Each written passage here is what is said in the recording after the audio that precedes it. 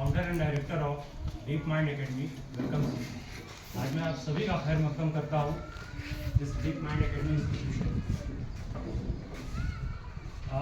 आज मैं आप लोगों से अपना इंटरेक्शन, अपने डीप माइंड एकेडमी का इंटरेक्शन और अपने फैकल्टीज़ का इंटरेक्शन एक शेर से शुरू करना चाहता हूँ। शेर है, खुद ही को कर बुलंद इतना कि हर तकदीर से पहले खुदा बंदे से खुद पूछे, बता तेरी रजा क्या है। कोई बता सकता है ये शेर किसका है?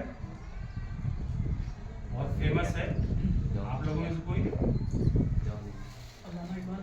अल्लामा इकबाल। Very good. और अच्छा, इधर कोई एक्सप्लेन कर सकता है इसका मतलब क्या है शेर का? खुद ही को कर बुलंद इतना कि हर तकदीर से पहले खुदा बंदे से पूछे, बता तेरी रजा क्या है। क्या मतलब है? कोई ये यासीन बताए?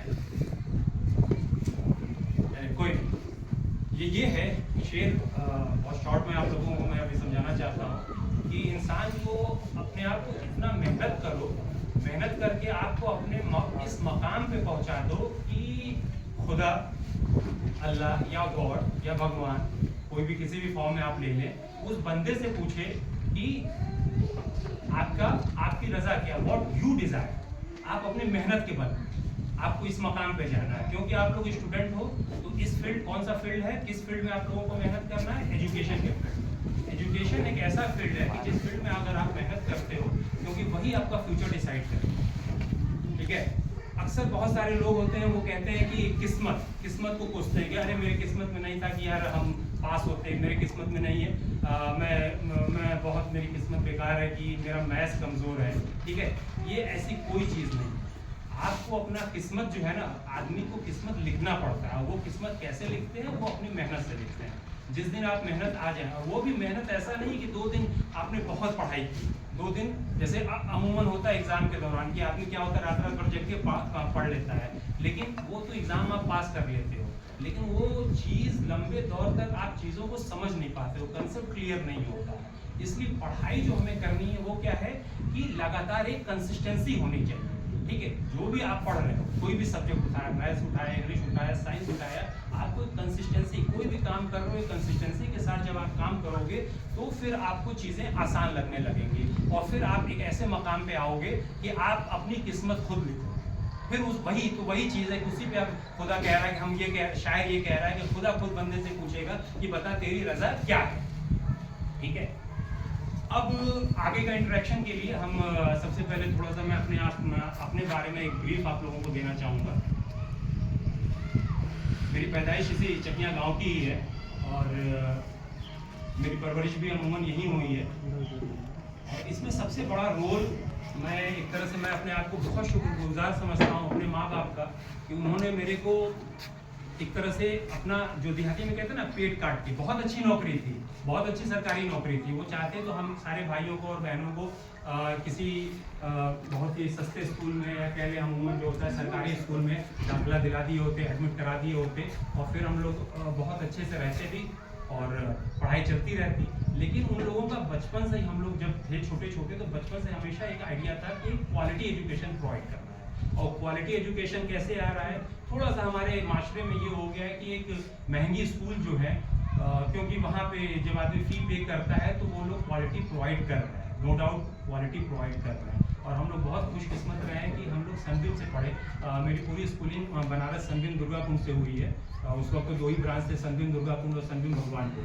आज ये डालिम सनबीम चकिया और सनबीम आपका मुगल सराय, बहुत सारे सनबीम खुल गए, लेकिन उस वक्त यही चीज़ था, सनबीम दुर्गापुर और सनबीम भगवानपुर हुआ करते थे। और इसने एक तरह से मेरे को फाउंडेशन प्रोवाइड किया, एक स्ट्रॉन्ग बेस दिया, और उसी बेस की बेसिस पे मेरा सिलेक्शन, फिर मैंने जब 12th पास कर लिया तो तैयारी मैंने शुरू किया, और I got selected in BTech in computer engineering from Aligarh Muslim University. As all of you know that AMU एक one of the best institute है इंडिया का। और जब हम लोग छोटे थे तो हमारे गांव में काफ़ी लोग AMU में थे उस वक्त। तो एक वो दिमाग में चलता था कि अलीगढ़ जाना है, जबकि उस वक्त मैं IIT JEE का भी प्रिपरेशन कर रहा था। आप लोग मैथ्स के स्टूडेंट हो, आप लोग जान रहे हो कि इंडिया में जब 12th क्लास के बाद या तो 2 ही स्ट्रीम है आमतौर से, एक मेडिकल होता है और एक इंजीनियरिंग का होता है। तो इंजीनियरिंग के फील्ड के लिए आपको IIT JEE के लिए तैयार करना पड़ता है। और IIT JEE का मैंने किया, उसमें 2 स्टेजेस हमारे वक्त में होते थे, एक प्रीलिम्स होता था, एक मेंस होता था। आज तो JEE मेंस हो गया है, JEE एडवांस हो गया है, लेकिन तो मैंने प्रीलिम्स भी निकाला था, मेंस भी मैं लिख रहा था, लेकिन अलीगढ़ में हो गया और एक अलीगढ़ का साथ था तो मैं MU चला गया। MU गया, वहाँ से बहरहाल अपनी मैंने एजुकेशन कंप्लीट की and I got placement also in Tata consultancy services. TCS आप लोग अगर अभी नहीं सुने तो सुनेंगे। TCS इंडिया की एक प्राइवेट कॉर्पोरेट में ही एक अच्छी कंपनी मानी जाती है टाटा की TCS। बहरहाल मैं मुंबई गया, TCS में मैंने 6 महीने जॉब किए, लेकिन एक थोड़ा सेटिस्फेक्शन नहीं था। तो फिर मैंने सोचा यार थोड़ा सा हायर एजुकेशन के ही तरफ चला जाए, एकेडमिक बैकग्राउंड ही रहे तो अच्छा है। फिर मैंने JNU का आया, चर्चा हुई, क्योंकि मेरे भाई जो बड़े वाले भाई हैं वो at that time he was doing MTech from JNU, Jawaharlal Nehru university. अगर दिल्ली में JNU, आप लोग JNU का नाम सुने होंगे, इंडिया की one of the top most ranking अगर आप देखोगे तो फर्स्ट नंबर पे है सेंट्रल यूनिवर्सिटीज़ के मामले में JNU। तो वहाँ से मैंने MTech I have given the entrance and I got selected and got admission in JNU in MTech। उसके बाद मैंने वहीं से लगातार अपनी PhD भी पढ़ाई पूरी की। अब JNU का जो माहौल है और उस माहौल की ज़रूरत है हम सभी को। JNU का जो माहौल है, वहाँ पे जब आप जाओगे, एडमिशन पाओगे, तो उसके बाद ये क्या है कि एक अलग ही वहाँ पे एनवायरनमेंट, एक कल्चर है। एक सबसे बड़ा कल्चर है सिविल सर्विसेज, ठीक है। सिविल सर्विसेज जो आप आजकल देखते हो, IAS IPS, अगर इसका सुन रखा होगा, Indian administrative services, Indian police services, जैसे होता है ना। आप हम लोग का डिस्ट्रिक्ट क्या है, चंदौली है, तो चंदौली का जो सबसे राजा कहलाता है कलेक्टर कहलाता है, DM कहलाता है। एक ही चीज़ होता है, DM या डिस्ट्रिक्ट मजिस्ट्रेट या कलेक्टर होता है। इनका जो सिलेक्शन हो रहा है, वो सिलेक्शन कहाँ से हो रहा है? इसी UPSC के थ्रू ही हो रहा है। और फिर SP होता है, सुपरिटेंडेंट पुलिस होता है, पुलिस की कैटेगरीज में। ये एकदम टॉप लेवल की, इंडिया का टॉप लेवल एग्जाम है। सबसे हाईएस्ट लेवल का एग्जाम जो है वो UPSC है। तो क्योंकि JNU में मैं था तो फिर मैंने तैयारी भी शुरू कर दिया। एकेडमिक तो मेरा चल ही रहा था, रिसर्च तो चल ही रहा था, लेकिन मैंने तैयारी भी शुरू की। और जो UPSC की तैयारी में 3 स्टेजेस होते हैं, एक प्रिलिमिनरी होता है, एक मेंस होता है और एक उसके बाद इंटरव्यू होता है। और ये तीनों इंटीग्रेटेड होते हैं। क्यों? ऐसा नहीं है कि आप प्रीलिम्स निकाल लिए तो फिर मेंस अगले साल दोगे, वो प्रीलिम्स निकालोगे तो मेंस तक पहुंचोगे, मेंस दोगे तो इंटरव्यू तक पहुंचोगे, और इंटरव्यू अगर फाइनल होता है तो जाके आप IAS IPS बनते हो, वो भी रैंकिंग पे, कि आपका टॉप रैंक में जा रहे हो, किस रैंक में आ रहे हो, तो आपको क्या जॉब मिलेगी। मैंने प्रीलिम्स भी निकाला, मेंस भी मैंने दिया, लेकिन अनफॉर्चुनेटली मेरा सिलेक्शन नहीं हुआ, फाइनल सिलेक्शन नहीं हुआ। बहरहाल इंसान को फेल्योर से सीखना है, कभी भी फेल्योर से हार नहीं मानना है, ठीक है ना। ये फेल्योर ही सिखाता है कि हमें क्या करना है, वो मजबूती देता है। अगर बंदा, बहुत सारे हमारे साथ ऐसे लोग हैं जो, या ऐसे भी आप लोग न्यूज़ सुनते हैं कि IAS ने सुसाइड कर लिया, अपने आप को शूट कर लिया। क्यों शूट कर लिया? प्रॉब्लम है। IAS बन के भी वो शूट अपने आप को कर रहा है, तो वहाँ पे कुछ प्रॉब्लम्स हैं। तो इंसान को, क्योंकि वो होता क्या है, या IIT JEE का भी आप लोगों ने न्यूज़ सुना, लड़का 90% 95% पा रहा है, IIT JEE सिलेक्शन हो गया, लेकिन वहाँ जा रहा है, 1-2 साल में वो सुसाइड कर ले रहा है। ये भी एक बहुत ही इंपॉर्टेंट पॉइंट है, क्योंकि वो क्या कर रहा है, हर वक्त जीतता ही था, जीतते जीतते वहाँ गया तो वहाँ पे सब के सब ब्राइट स्टूडेंट ही हैं। अब आपस में इतना कंपटीशन होने लगा कि उसको लगा कि यार मैं कहीं नीचे जा रहा हूँ। तो इंसान को ऐसा नहीं है, आपको आपके 90% मार्क्स इनफ है यार, वो आप अपनी लाइफ जीने के लिए बहुत सफिशिएंट है। तो और ये सारी चीज़ें इंसान फेल्योर से सीखता है। तो कभी भी आप स्टूडेंट्स हो, तो मैं बता रहा हूँ कि फेल्योर से कभी मत घबराइए, ठीक है। अब यहाँ पे आप लोगों को पढ़ाई की जैसे बात आती है 6 to 10 जो मैंने UPSC बताया, इसमें जो बताने का मकसद ये है कि जो उसमें प्रीलिमिनरी स्टेज होता है, प्रीलिम्स कहलाता है, वो है क्या कि पूरा 6 to 10 की सिलेबस, उसमें हिस्ट्री आएगी, उसमें इकोनॉमिक्स आएगा, उसमें 2 पेपर होते हैं, एक जनरल स्टडीज। बस मैं आपको आइडिया दे रहा हूँ, ये चीज़ बहुत ज़रूरी है, इसलिए ध्यान से सुनिए। आप लोगों का फ्यूचर ये डिसाइड करेगा, अभी से आप लोग इसके लिए मोटिवेट होंगे। 2 पेपर्स होते हैं, एक जनरल स्टडी का पेपर होता है, एक CSET कहलाता है, एप्टीट्यूड टेस्ट होता है। एप्टीट्यूड टेस्ट में क्या आता है कि 2 पेपर एक ही में 50-50% होता है। एक मैथ्स का पेपर रहता है, मैथ्स का पेपर हाई स्कूल लेवल का होता है, 9th-10th की जिसकी मैथ्स अच्छी है, जो NCERT कर रहा है। अगर आप IAS की सोच रहे हैं तो आपकी मैथ्स इतनी स्ट्रांग होनी चाहिए, क्योंकि वहाँ पे वो डिसाइडिंग फैक्टर है। तो 9-10 की मैथ्स, आपकी बेसिक मैथ्स स्ट्रांग होनी चाहिए। फिर उसके बाद इंग्लिश का भी उसमें रहता है, अनसीन पैसेज। अगर आप लोग CBSE बोर्ड या किसी बोर्ड से हैं तो उसमें क्या है कि अनसीन पैसेज आते हैं, अनसीन पैसेज को पढ़ के आपको क्वेश्चन सॉल्व करने होते हैं।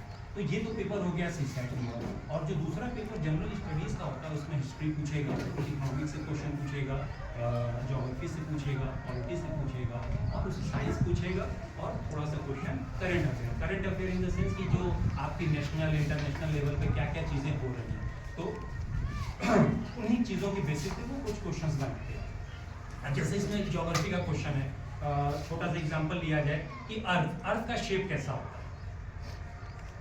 अर्थ का शेप फ्लैट है ऐसे कि स्फेयर है कि गोला है, अर्थ का शेप कौन बताएगा किस तरह का होता है?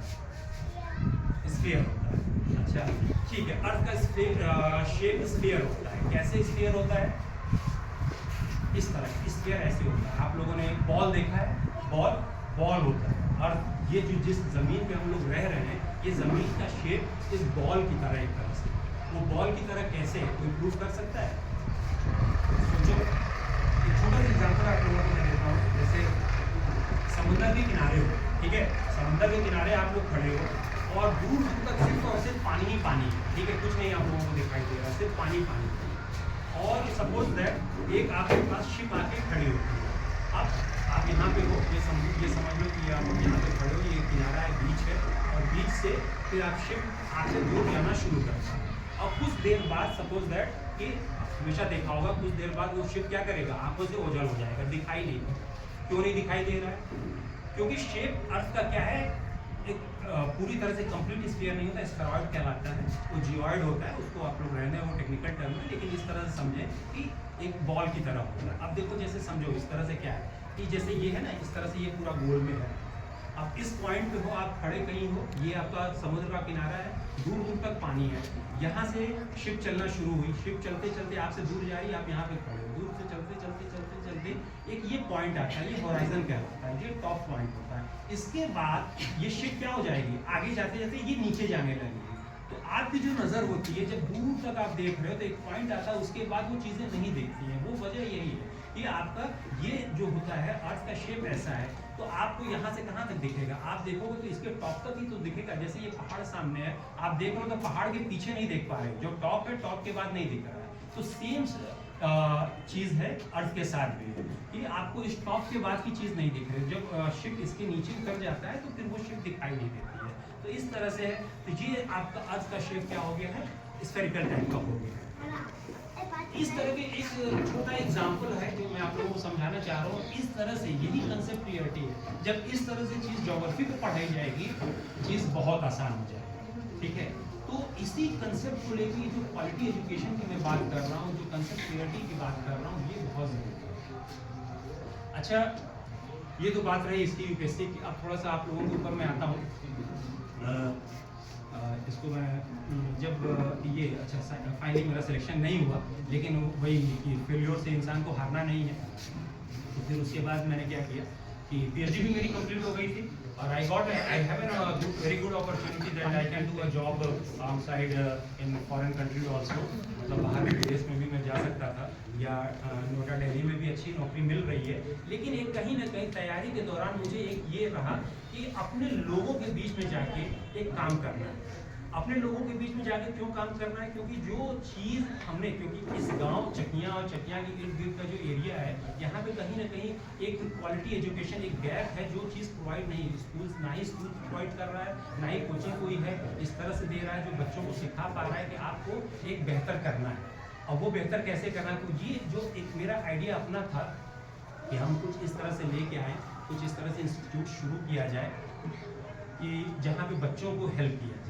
फिर मैंने बहुत सारे अपने दोस्तों से, अपने कज़न से, अपने भाइयों से, अपने प्रोफेसर से डिस्कस किया कि क्या मतलब किया जाए। तो उसमें ये निकल के आया कि नहीं, जो आप सोच रहे हैं एक इंस्टीट्यूट इस तरह से दिया जाए जो चकिया और चकिया के इर्द गिर्द के जो एरियाज़ हैं, जो बच्चे हैं, उनको जो कमियां हैं, जो एक्सपोजर नहीं मिल पा रहा है, वो एक्सपोजर को आप ओवरकम करें। फिर इसमें एक पॉइंट और कहूँगा, तो इसी को मैं एक शेर, हमारे एक प्रोफेसर थे मरहूम लेट दीवान गुफरान अहमद खान, और उनका एक शेर है कि जहाँ भी जाएंगे, नहीं इसको सॉरी दूसरा शेर है, हम लिख के लाएंगे ना, हम अकेले ही चले थे जानिबे मंजिल की ओर, हम अकेले ही चले थे, हम अकेले ही चले थे जानिबे मंजिल मगर लोग आते गए और कारवां जुड़ता गया। तो जो हमारा ये जो टीम है ना, जो हमने तैयार किया है, ये टीम जो डीप माइंड एकेडमी की जो फैकल्टी तैयार हुई है, जो पूरा बैकिंग है, ये हमारे अभी फिलहाल हैं doctor Uzra Diwan, she has done PhD in chemistry from BHU, doctor Hena Diwan, she has done PhD in law from BHU and also she is gold medalist in LLM। फिर हेना दीवान ने, इन्होंने जुडिशियल सर्विसेज का इंटरव्यू भी दिया। जो आप लोग देखते हो जो जज बनते हैं, उस जज का इन्होंने प्रीलिम्स भी निकाला, मेंस भी निकाला और फाइनल स्टेज इंटरव्यू का होता है। लेकिन थोड़े से मार्क्स की वजह से unfortunately she didn't get selected, but कोई नहीं, आपके सामने ये है। और हमारे chief guest doctor Nazim Khan, he is a professor in NIT Calicut, Kerala, and he is a great mathematician and also he is my younger brother। तो अब मैं चाहूँगा कि हाँ ठीक है, अब मैं चाहूँगा कि अपनी फैकल्टी से थोड़ा सा आप लोगों को तारुफ करा दूँ और उसके बाद एक छोटा सा प्रोग्राम रहेगा, उसके बाद हम लोग फ्री हो जाएंगे। तो मैं इनवाइट करना चाहता हूँ डॉक्टर उजरा दीवान को, पहले आएँ और अपनी बात को रखें।